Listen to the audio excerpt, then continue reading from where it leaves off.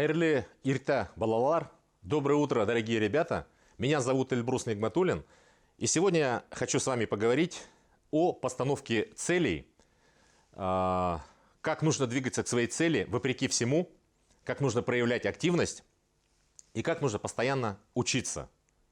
Когда я был еще ребенком, меня очень вдохновляли победы советских, тогда еще спортсменов на международных соревнованиях.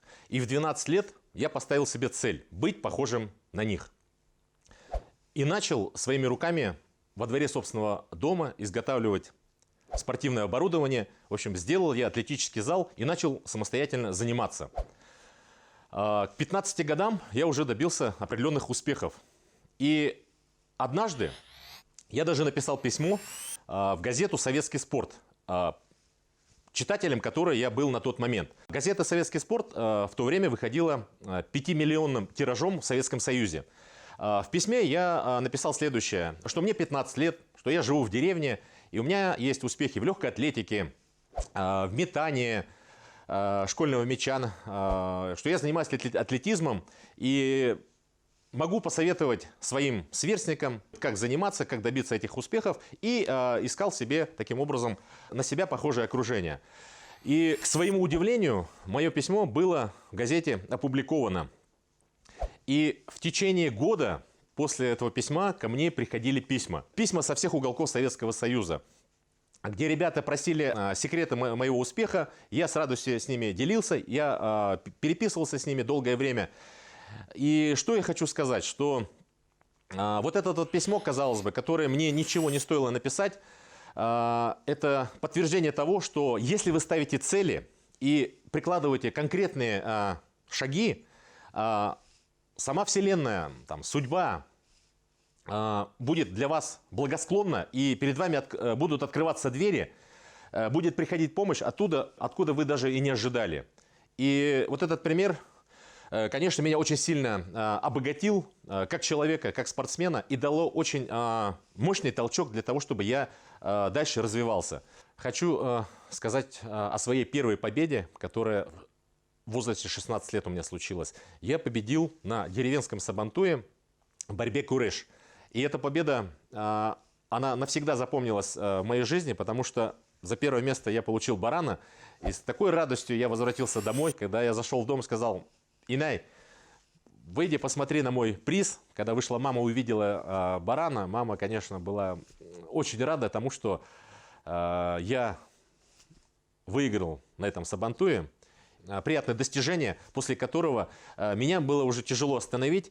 И в этом возрасте я уже жил и тренировался в Челябинске и ставил себе уже цель стать чемпионом России. И в 23 года я стал чемпионом России по пауэрлифтингу. И так вот шел я буквально от ступени к ступени, поднимаясь все выше и выше.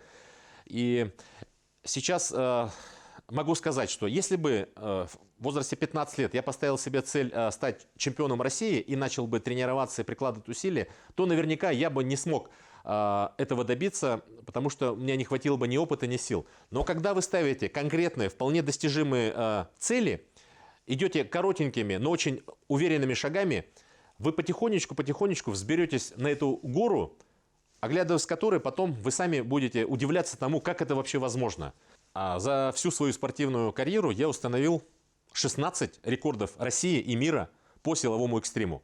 Ну, например, несколько могу рекордов перечислить. Я поднял на плечах верблюда весом 1000 килограммов. Я сдвинул поезд весом 320 тонн на дистанцию 20 метров. Я установил рекорд мира в упражнении «Прогулка фермера». Я установил рекорд мира на чемпионате Европы в круге Конана.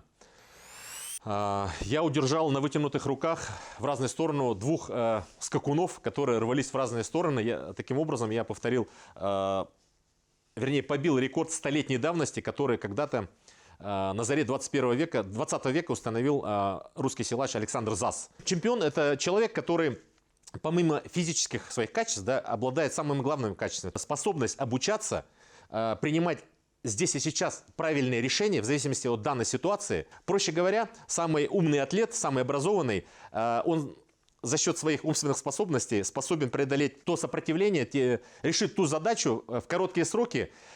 И на секунду, на шаг, на полметра будет всегда впереди своих конкурентов.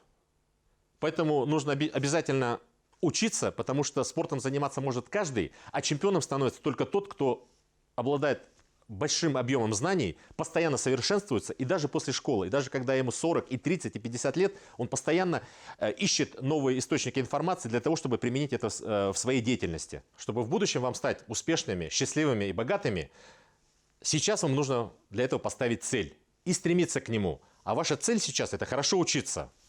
Көслі болуға, будьте сильными, двигайтесь к своей цели.